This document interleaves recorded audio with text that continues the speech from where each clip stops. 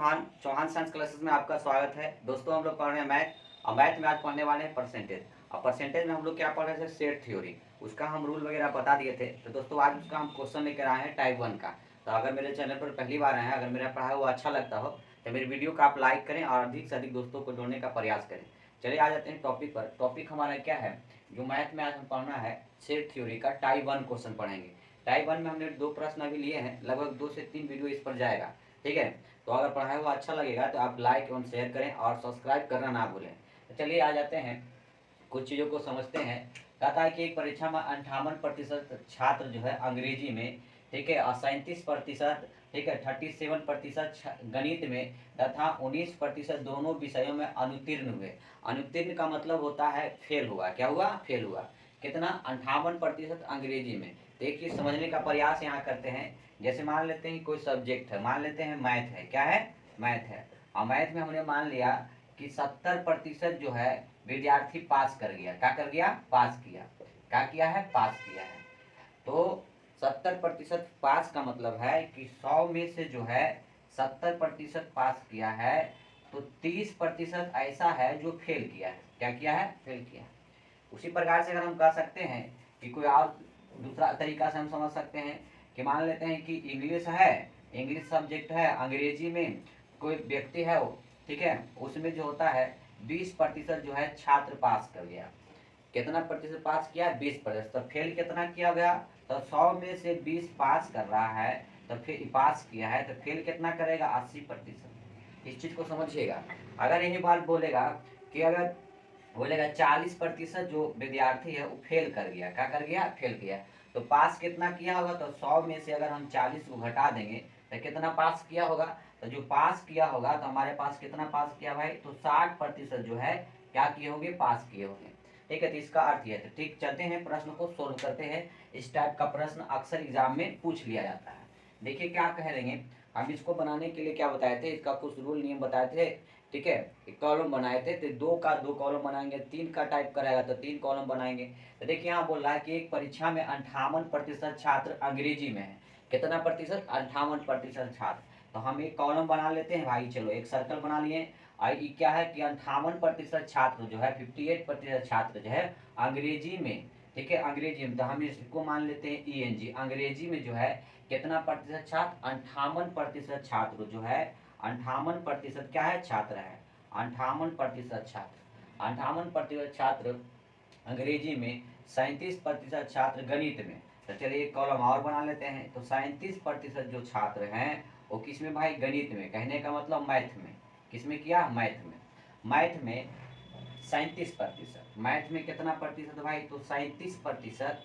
ठीक है, 37% मैथ में। ठीक है, और दोनों विषयों में अनुत्तीर्ण हुए। मतलब दोनों विषयों में जो अनुत्तीर्ण हुआ है 19% जो होता है दोनों विषयों में। तो हमने बताया था कि इसको A मानेंगे, इसको B मानेंगे, इसको क्या मानेंगे? C, इसको क्या मानेंगे? D।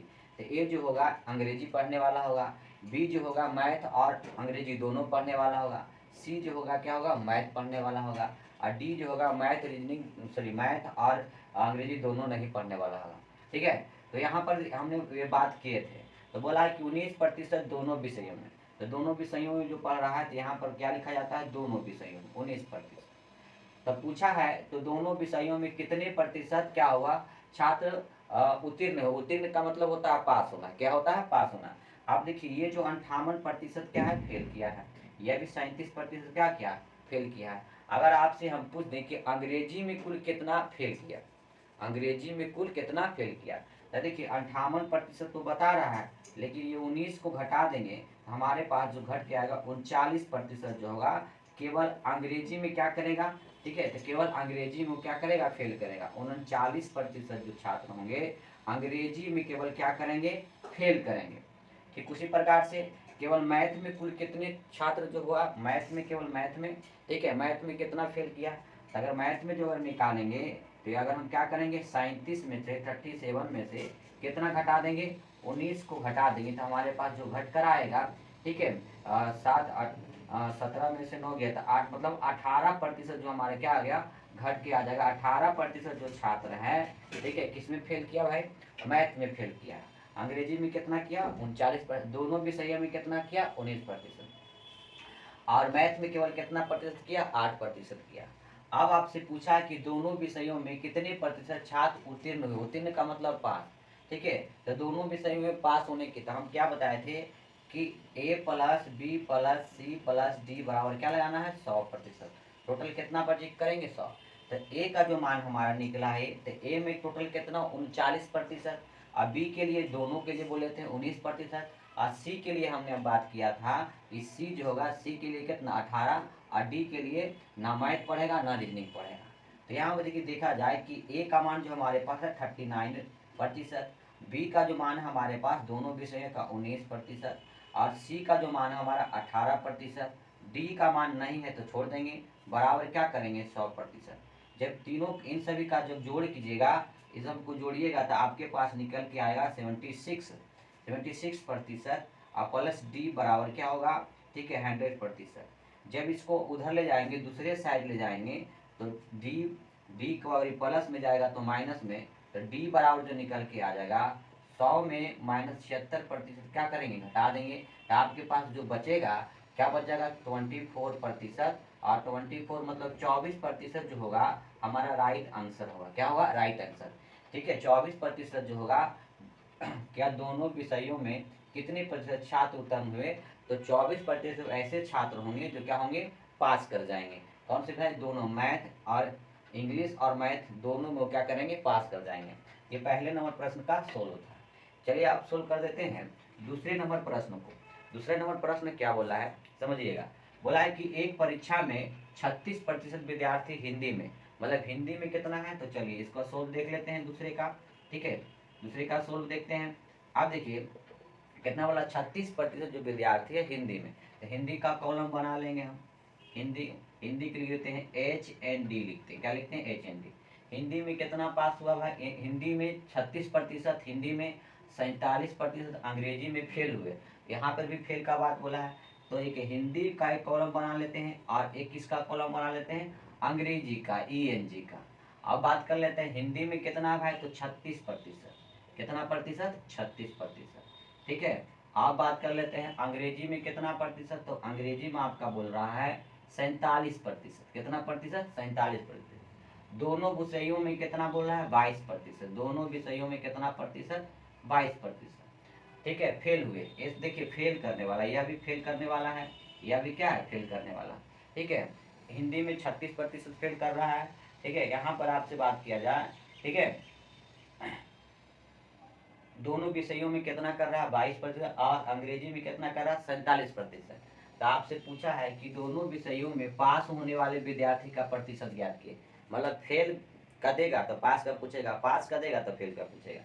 तो अब हम बात करें कि टोटल हिंदी में कुल कितना फेल हुआ है टोटल, तो 36 में से हम क्या करेंगे, 22 को घटा देंगे। तो 36 में जब 22 को घटाएंगे तो हमारे पास जो निकल के आएगा, ठीक है, 6 में से 2 जाएगा तो 4 बचेगा, और 3 में से 2 जाएगा कितना, मतलब 14% जो है वो किस में फेल करेगा भाई, तो 14% जो विद्यार्थी है हिंदी में क्या कर रहा है, केवल हिंदी में फेल कर रहा है। उसी प्रकार से अगर हम इसमें देख लेते हैं कि अंग्रेजी में टोटल कितना प्रतिशत जो विद्यार्थी है फेल किया, तो हम देख लेते हैं 47 में से अगर हम 22 को घटाएंगे तो हमारे पास जो निकल के आ जाएगा, देखिए 7 में से 2 जाएगा 5, मतलब 25% जो होगा हमारा किस में फेल कर रहा है, सिर्फ अंग्रेजी में फेल कर रहा है।